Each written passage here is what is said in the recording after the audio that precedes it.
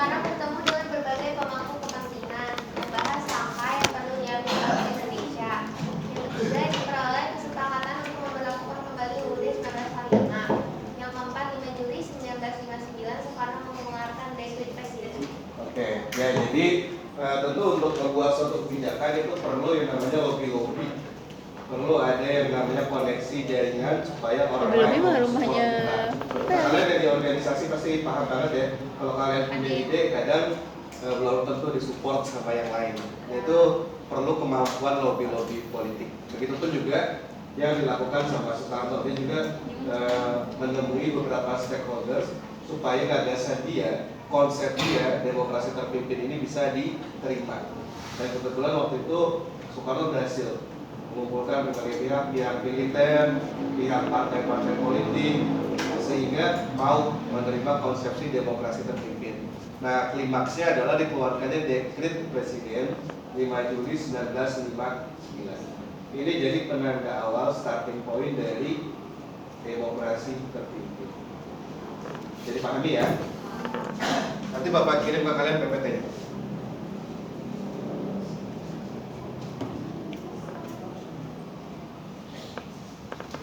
Oke, ini juga sama poinnya.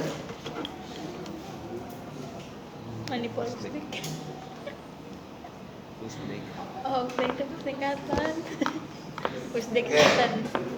Jadi dia punya konsep namanya Manipul Pusdek. Pusdek itu adalah Undang-Undang Dasar 1945. Kemudian sosialisme Indonesia, kemudian ekonomi terpimpin, demokrasi terpimpin, dan kepribadian Indonesia. GBHN. Apa? Manifesto politik. Manifesto politik Pusdek ini. Nah, dia juga kemudian bikin satu ideologi resmi yang namanya GBHN, Garis Besar Haluan Negara. Ini masih kepake juga di era Soeharto, cuma setelah reformasi nggak ada lagi yang namanya GBHN. GBHN itu biasanya punya time frame yang panjang, misalnya pembangunan untuk 50 tahun. Dulu pemerintah kita masih mikirnya panjang. Sekarang juga bikin tapi kayaknya lebih ramah. Garis Besar Haluan Negara. Oh, haluan. Pir. Ya. Nanti kalian juga kan sebenarnya ada rencana ya Indonesia Emas tahun 2045. Masih hidup nggak ya? Emas sampai cemas ya. Mas, Pak.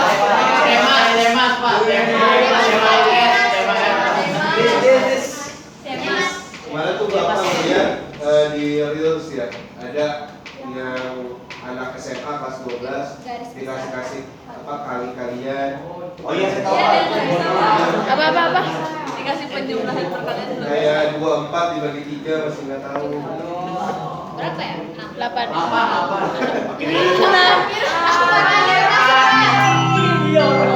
Jam ke-9 telah selesai. Saatnya memasuki jam ke-10. Garis besar haluan kiri kanan kiri. Pas Ibra. Ya, jadi dia pakai konsep Manipul Pusdek. Nah, ekonominya terpimpin ini pakai konsepnya Soekarno. Dulu tuh kita sangat anti barat, bukan hanya budayanya. Kayak tadi, misalkan musik The Beatles, film-film dari barat, itu waktu itu nggak di-accept sama Soekarno. Soekarno nanti ngeluarin konsep budaya sendiri, namanya lenso. Jadi lenso itu kayak tarian-tarian gabungan Amerika Latin sama tarian Indonesia. Jadi orang Indonesia kalau mau berkebudayaan pakai itu aja, dansa-dansa boleh, tapi namanya lenso itu. Tapi kalau musik-musik barat dulu Soekarno namanya musik ngak-ngik-ngok. Ya, musik ngak-ngik-ngok yang itu dilarang karena nanti berpotensi merusak kebudayaan asli Indonesia. Karena tadi dia ada satu konsep kepribadian Indo. Jadi ada semacam fobia terhadap budaya barat. Ya, fobia budaya barat, semacam ketakutan. Oke. Jangan dong.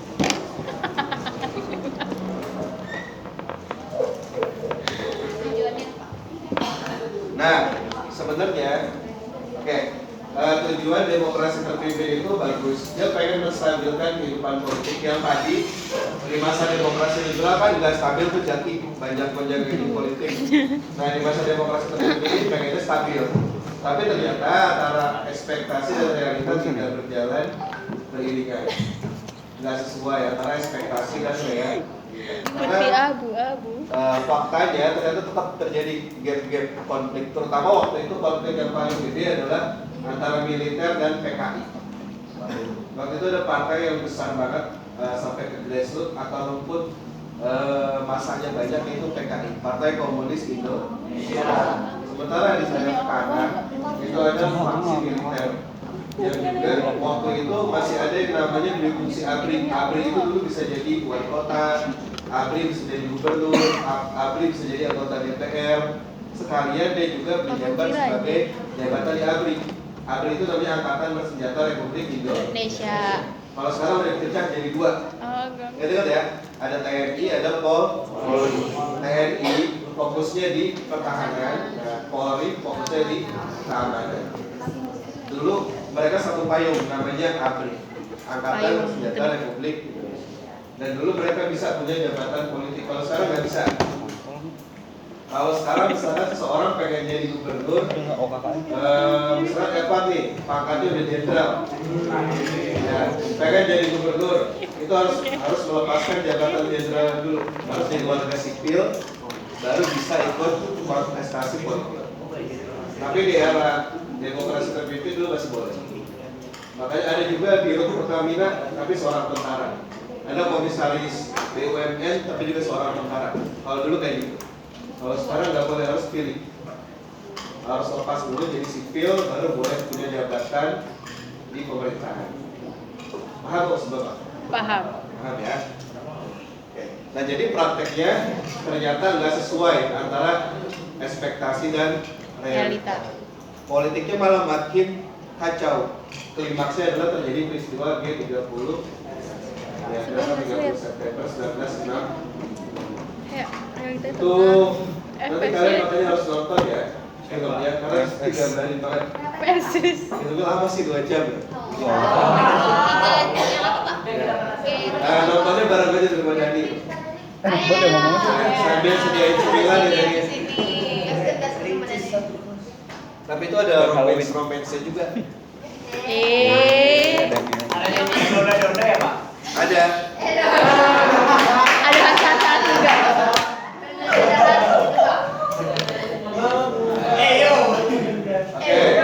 Oke, bacanya.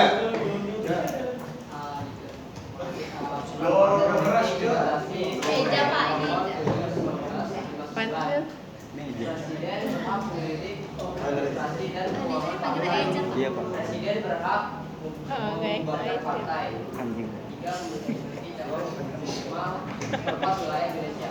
Nah, setelah demokrasi terpimpin ini, dikeluarkan aturan-aturan yang secara nggak langsung membuat organisasi itu sulit untuk tumbuh. Kenapa sulit untuk tumbuh? Karena syaratnya itu berat. Kalian bisa lihat, misalkan harus punya kantor cabang minimal 1/4 wilayah Indonesia. Wilayah Indonesia itu kan luas banget. Kalau partai yang baru berdiri, organisasi baru berdiri, itu kan mereka belum punya anggaran yang besar. Untuk punya kantor cabang sebanyak wilayah Indonesia itu sangat susah. Makanya berat waktu itu. Ini sebenarnya cara supaya nggak muncul lagi organisasi-organisasi baru. Kemudian, Presiden juga punya hak untuk membubarkan organisasi politik atau organisasi masyarakat.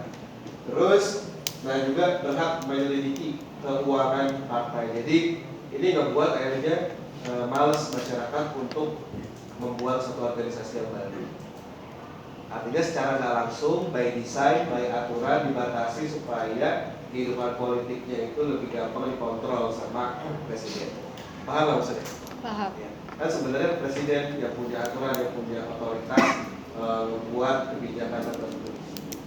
Tentu melalui perangkatnya. Kan kalian belajar tuh kalau di PKN ada legislatif, di yudikatif ada Eksekutif. eksekutif. Jadi apa sih? Yudikatif. Legislatif, yudikatif. Ya, misalkan ini calon wakil ya. Ini juga kan kemarin terkait dengan urusan di yudikatif kan. Yudikatif Pak. Gibran gimana? Yudikatif dikta. Yudikatif. Yudikatif. Ya, spesifiknya di Oh iya, kreatif. ya kan yudikatif banyak tuh isinya ada apa aja. Ya, pertama konstitusi kayak gitu ya. Di pemerintahan siapa? Dia apa? Apa Pak? Ya. Pleset, pleset. Nah jadi setelah partainya dibatasi ruang geraknya, kemudian Soekarno mewadahi dan bikin satu front namanya Front Nasional. Jadi partai-partai itu dibuat tergabung dalam front itu dan ketuanya adalah Soekarno supaya tadi gampang kontrol. Oke?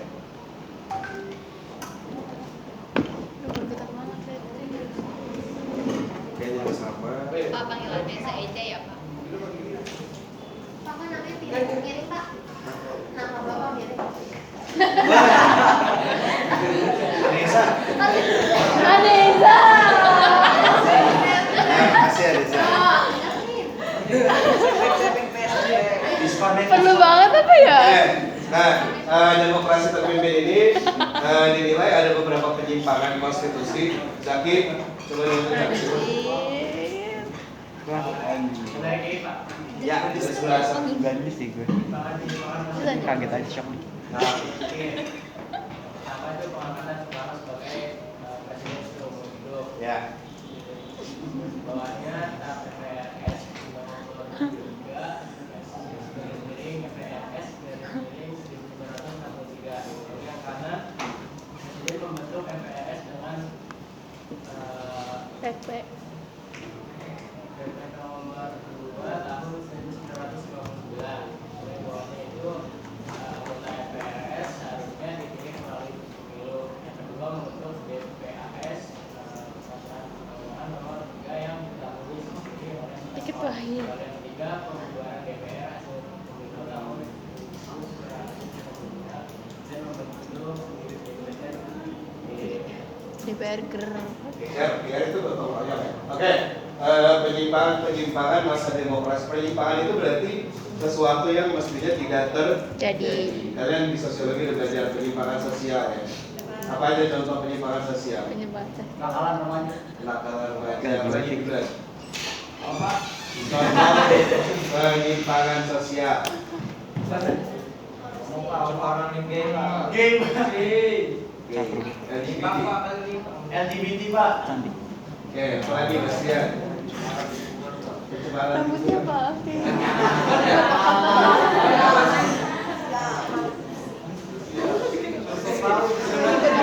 Nah itu penyimpangan yang dilakukan oleh individu maupun Iya, kelompok. Pak, Nah, kita kalau di sini doang, nggak ada belajar. penyimpangan terkait dengan sistem ketatanegaraan yang dilakukan pada periode demokrasi terpimpin. Eki, yang pertama yaitu ngangkat dirinya sebagai presiden seumur hidup.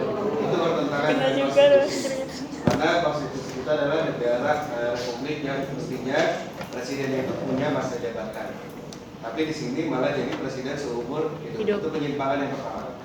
Terus penyimpangan yang kedua, nah presiden membentuk MPRS, Majelis Permusyawaratan Rakyat Sementara. Ini nggak boleh. Kenapa? Karena MPR itu anggotanya adalah dari anggota DPR. Nah anggota DPR itu dipilih langsung sama rakyat. Kayak kalian kemarin tuh Ben. Mana udah Pak?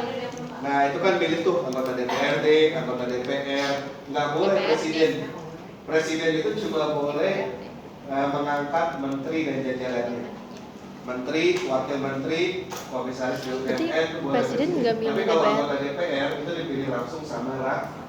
Tapi Soekarno dulu dia bentuk sendiri anggota MPR-nya. Makanya ini disebut penyimpangan. Paham, Profesor? Orang udah mati. Oke, terus yang kedua.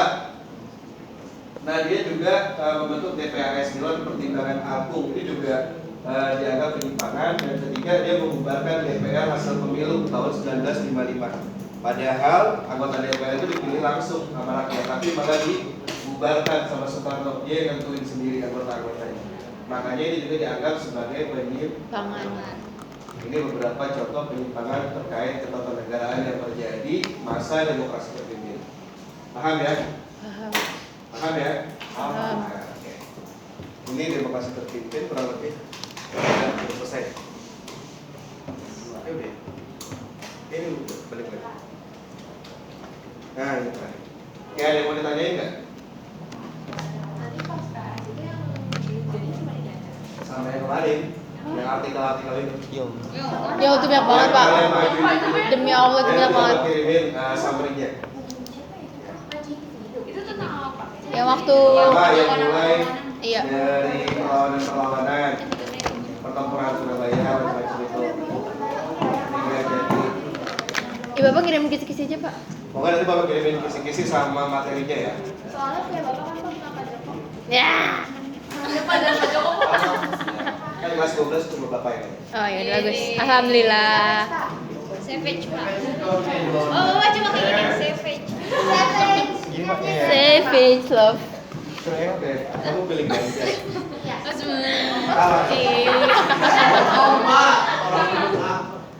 Salah. Anissa Naila Pak. Anissa Naila Pak. Naila siap mati untuk. Siap berjuang. Berlebihan. Siap mati saya. Ya Anis pak. Pak Gibran Pak. Prabowo Pak. Bapak walaupun Ah bohong Oh, Bapak. bohong. Ganjar, Ganjar. bapak nggak datang waktu itu. Ya, emang ada nyamperin? Emang ada nyamperin? Jadi Udah rumah nggak ngelawat. KTP-nya tuh di sana beda lagi di Oh. rumah mertua. Jadi jauh. Kalau Anies Pak lupa. Kalau Eva tak ada. Prabowo pak. Oh dia Pak. Siapa Pak? Dia punya baju partai. Dikasih uang. Ya. Dikasih uang Fajar apa? Serangan Fajar. Uang Fajar. Prabowo, Pak Eri Prabowo. Oh ya Pak Eri Prabowo. Pak. Iya Prabowo banget ya. Dua krim. Pak Eri Prabowo. Dua Pak Eri krim. bukannya Anies. Prabowo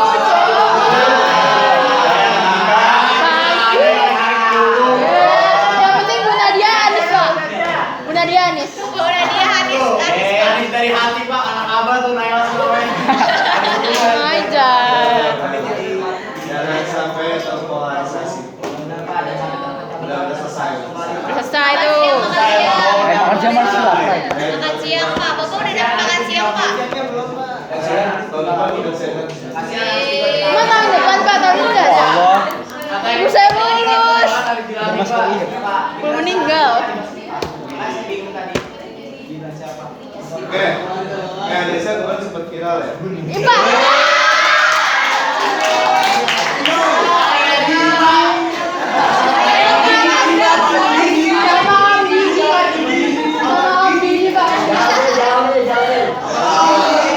Cerita apa cerita?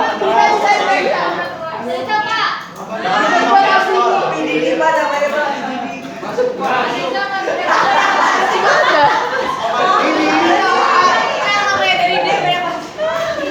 Gimana ceritanya Desa kok bisa sampai viral? Jangan-jangan kamu harus ini ya? Terus kayak saya iseng doang buat nongkrong foto. Iya, terus saya nongkrong itu kan, tapi nggak dilihat lagi ya, nggak dilihat lagi karena emang cuma sangka doang gitu. Terus Tasya pas di mobil bilang kayak, ini aku mau lewat ya, aku akan bapak lu kirain aku nggak percaya. Terus saya bilang, iya terus viral gitu kan, terus saya kaget, terus ya udah, terus pas BBL, pas pulang BBL, Catherine ya, Ganteng ya? ayo tahu. Habis itu keluar beda arti. Iya,